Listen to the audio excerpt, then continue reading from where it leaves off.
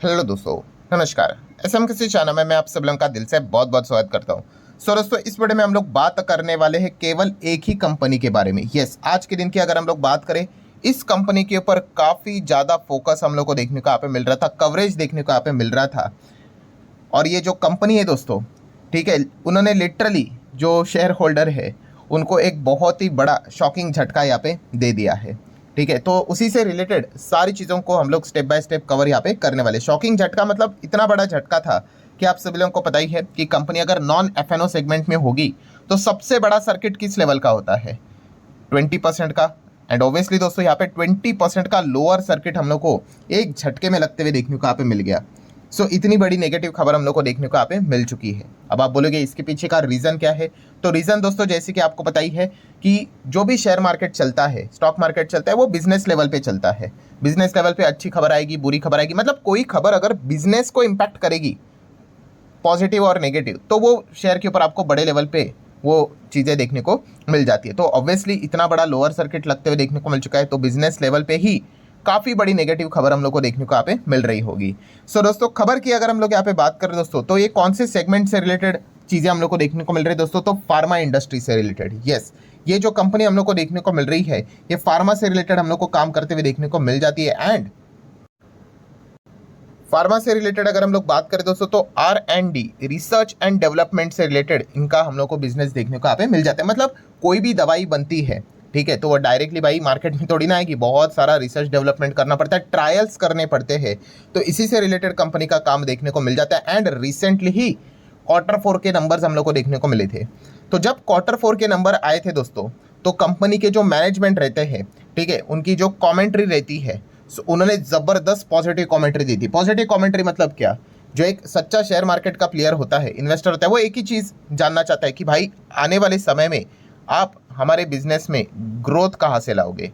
ठीक है, ग्रोथ लाने के लिए आपको कोई ना कोई कदम उठाने पड़ते हैं। अभी ये फार्मा से रिलेटेड अगर बात हो रही है, तो आप कह सकते हैं एक नई दवाई यहाँ पे आपको लॉन्च करनी पड़ेगी। ठीक है, अगर कोई बीमारी होगी, उससे रिलेटेड अगर आप सोल्यूशन मार्केट में लेकर आओगे, एंड अगर वो दवाई हिट हो गई, ठीक है, तो आप ज़बरदस्त पैसा यहाँ पे कमाओगे। ठीक है, वही तो नॉर्मल बिजनेस देखने को मिल जाता है। रिसेंटली अगर हम लोग यहाँ पे बात कर ले दोस्तों,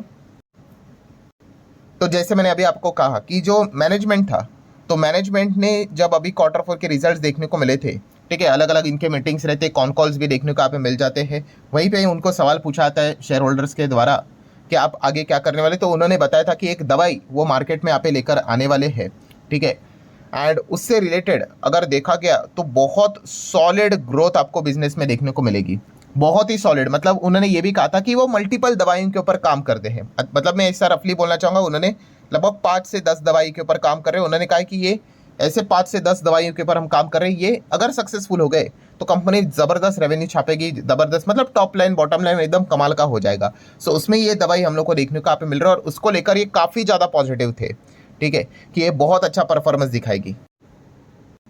एंड अगर आप पूछोगे कि किस प्रकार की दवा थी, तो आप कह सकते हैं स्किन रिलेटेड चीज़ें या फिर इम्यून सिस्टम से रिलेटेड चीज़ें, उसके ऊपर ये चीज़ें हम लोग को वो वर्क करते हुए देखने को यहाँ पे मिल रहे थे। SCD-044, ठीक है, ये इसी से रिलेटेड हम लोग को एक दवाई से रिलेटेड चीज़ें देखने को यहाँ पे मिल रही थी। एंड दोस्तों, अभी हुआ क्या? तो दोस्तों, उसका जो ट्रायल चल रहा था उसमें वो फेल हो गया। यस, तो ये बहुत बड़ा झटका हम लोग को लगते हुए देखने को मिल चुका है। अब जस्ट इमेजिन दोस्तों, क्योंकि ट्रायल से तो जाना पड़ेगा ना कि प्रॉपरली पास यहाँ पे चीज़ें होनी चाहिए। अगर पास हो गई भाई, तो पूरी ये दवा धूम मचाने वाली थी। मैनेजमेंट ने पहले बोल के रखा हुआ था, और इसी चीज़ के चलते पहले हम लोग को गजब की तेज़ी स्टॉक में आते हुए देखने को मिली थी। बट अब जब रिजल्ट सामने आया, तो भाई ये दवा मार्केट में आ ही नहीं सकती, क्योंकि ये ट्रायल ही इनका हम लोग को फेज 2 में फेल होते हुए देखने को मिला। ठीक है, फेल हो गया ना, रिट्राई कर लेंगे। पर नहीं दोस्तों, मैनेजमेंट की अगर हम लोग बात कर ले दोस्तों, तो उन्होंने यहाँ पे बता दिया है कि वो फिलहाल तो कोई रिट्राई के लिए नहीं जाने वाले। फिलहाल शॉर्ट टर्म की अगर बात करें, तो फिलहाल तो इन चीज़ों को वो रोक रहे हैं। मतलब कंक्लूजन क्या है दोस्तों? कंक्लूजन बहुत ही सिंपल है कि कंपनी ऐसे ऐसे ऐसे चल रही थी। ठीक है, फिर यहाँ पे मैनेजमेंट ने बोला कि हम एक नई दवाई यहाँ पे लेकर आने वाले हैं, गेम चेंजर होगी, ज़बरदस्त ग्रोथ, रेवेन्यू एकदम टॉप लाइन बॉटम लाइन एकदम सुधरेगा, जो कि आई भी नहीं थी। तो आपको पता है मार्केट एडवांस में वर्क करता है, पहले ही कंपनी 15-20% भाग गई थी। पर आज खबर आ गई कि भाई जिस दवाई से रिलेटेड मैनेजमेंट पॉजिटिव था, पॉजिटिव कमेंट्री दी थी, उसका ट्रायल फेल हो गया, मतलब वो मार्केट में नहीं आएगी एंड आगे भी वो कंटिन्यू फिलहाल तो नहीं कर रहे हैं, तो स्टॉक में उतना ही हम लोग को गिरावट देखने को मिल गया। 20% लोअर सर्किट हम लोग को लगते हुए देखने को यहाँ पे मिल चुका है। अच्छा, कौन सी कंपनी की हम बात करें दोस्तों, तो हम बात करें दोस्तों स्पार्क।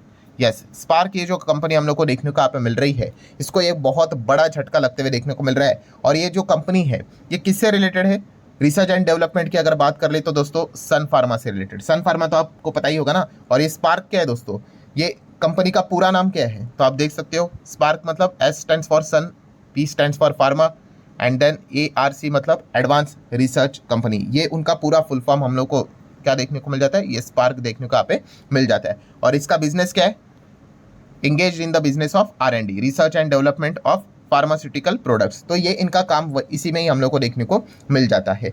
और जहाँ से इनकी रोजी रोटी ज़बरदस्त लेवल पे चलती है, वहीं पे अभी हम यहाँ पे कह सकते हैं बहुत ज़बरदस्त लेवल की दवाई आने वाली थी, वो फेल होते हुए देखने को मिल गई। तो इतना बड़ा झटका यहाँ पे लग गया।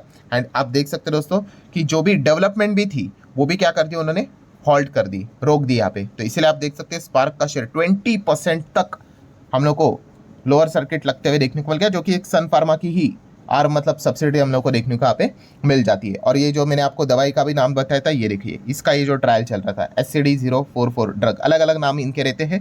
फेज 2 में हम लोग को ये फेल होते हुए देखने को यहाँ पे मिल गई, ठीक है। एंड June 4 आज ही का दिन, वेडनेसडे, आप देख सकते हो अनाउंसमेंट उन्होंने कर लिया कि भाई हाँ नहीं हुआ करके। अब देख लेते हैं आगे यहाँ पे क्या होता है। बट जैसे कि मैं बार बार यहाँ पे कह रहा हूँ, उन्होंने क्या बोला कि वो डिसकंटिन्यू कर रहे हैं, no further clinical trial being planned. फिलहाल तो हम कह सकते हैं कि आगे इससे रिलेटेड कोई डेवलपमेंट यहाँ पे नहीं। हालांकि कंपनी ने कहा है कि वो मतलब सन फार्मा एंड उनकी जो R&D यूनिट है, ठीक है, वो नेक्स्ट स्टेप अभी क्या करेंगे, ठीक है, उसके पर फिलहाल तो वो विचार करेंगे, ठीक है। कोई ऑल्टरनेटिव ऑप्शन अगर कोई होगा नहीं होगा, इसके हिसाब से वो विचार यहाँ पे कर सकते हैं। बट सबसे बड़ा नेगेटिव डेवलपमेंट क्या देखने को मिल गया, जैसे अभी मैंने आप लोगों को बार बार बताया कि इनका one of the key asset हम लोग को देखने को मिल रहा था कंपनी का जो स्पेशलिटी पाइपलाइन है। कंपनी ने बहुत पॉजिटिव कमेंट्री दी थी कि ये दवाई उनको बहुत अच्छा कमा के कर देगी, बट वो फिलहाल चीज़ें हम लोग को रुकते हुए देखने को यहाँ पे मिल चुकी है। तो ये बहुत बड़ा झटका स्पार्क के शेयर होल्डर को हम लोग को लगते हुए देखने को मिल चुका है। बाकी अगर हम लोग बात कर लें कंपनी का जो क्वार्टरली परफॉर्मेंस रहता है, उसमें तो आपको एक ही चीज़ देखने को मिलेगी, यस, लॉसेस देखने को मिलेंगे। रिसेंटली भी आप देख सकते हैं, अगर टॉप लाइन की अगर बात कर ले, ठीक है, तो आप देख सकते हैं यहाँ पे 15-27 का सेल्स देखने को मिल जाता है। बट खर्चे देखिए 80-90 के खर्चे, मतलब क्या, ऑपरेटिंग प्रॉफिट तो बोल लेते हैं बट माइनस में लॉस ही हम लोग को देखने को यहाँ पे मिल रहा है।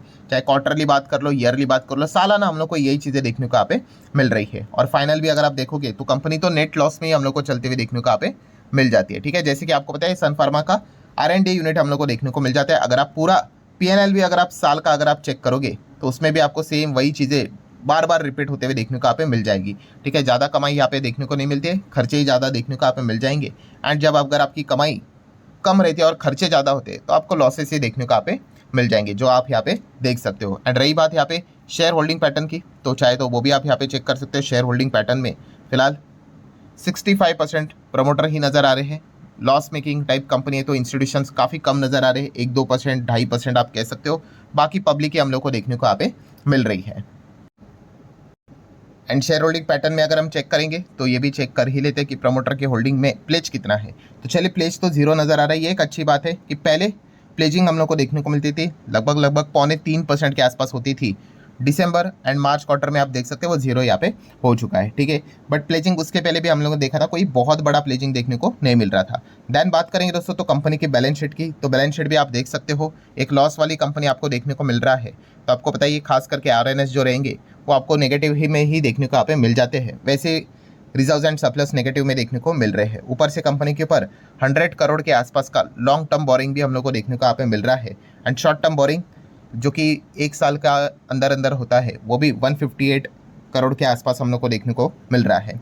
एंड रही बात आखिरी कैश एंड कैश इक्विवेलेंट की, तो वो भी आप देख सकते हो कुछ खास नहीं, 2 करोड़ से भी कम कैश एंड कैश इक्विवेलेंट देखने को यहाँ पे मिल रहा है। सो बेसिकली कंपनी के बैलेंस शीट, P&L सब कुछ पढ़ने के बाद इतना तो पता चल जाता है कि कंपनी का जो चार्ट पैटर्न रहेगा वो लेफ्ट टू राइट एकदम ऐसा कंसिस्टेंटली आपको देखने को नहीं मिलेगा। ये तो ऐसा रहेगा, एकदम सडनली तेजी आएगी, फिर रुकेगा, फिर कोई खबर आएगी, ऐसा ऊपर जाएगा, फिर नीचे आएगा। इस प्रकार के हम लोग को एक कंपनी के चार्ट पैटर्न देखने को मिल जाते हैं, क्योंकि कंसिस्टेंसी यहाँ पे नहीं है। सो कुछ ही दिनों पहले अच्छी खबर देखने को यहाँ पे मिल रही थी, जिस खबर को लेकर स्टॉक एकदम सडनली 15-20% यहाँ पे भागा था, अब वही खबर फेल यहाँ पे हो गई तो स्टॉक में 20% का लोअर सर्किट आज तो लगते हुए देखने को मिला है। अभी कल क्या होगा वो तो कल यहाँ पे देख लेंगे।